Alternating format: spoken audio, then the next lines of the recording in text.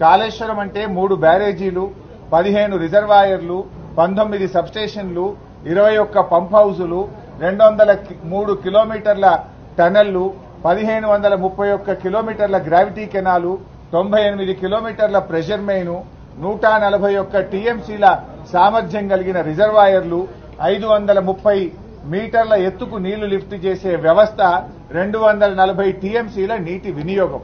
ఇది కాళేశ్వరం యొక్క సమాహారం.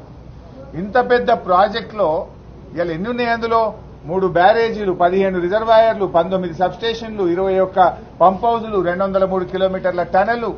ఇదేది చూపకుండా ఒక బ్యారేజీలో కొన్ని పిల్లర్లు కుంగిపోతే దాన్ని భూతద్దంలో చూపించి కోడిగుడ్డు మీద ఈకలు వీకే ప్రయత్నం చేస్తా ఉంది ప్రభుత్వం. నేనంటా ఉన్నా ఈ ప్రభుత్వాన్ని, మీరు వెళ్తా ఉన్నారు, సంతోషం, వెళ్ళండి.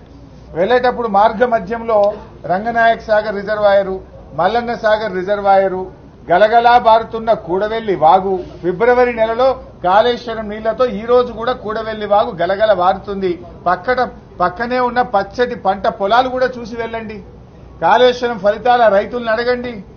మీరు వెళ్తేటప్పుడు దుబ్బాకలో, సిద్దిపేటలో, బెజ్జంకిలో, కరీంనగర్లో, గజ్వేల్లో కాళేశ్వరం ఫలితాలు అందుకున్న రైతులను అడగండి. ఎలా మాకు మేలు జరిగిందో ఆ రైతులు కూడా చెప్తారు.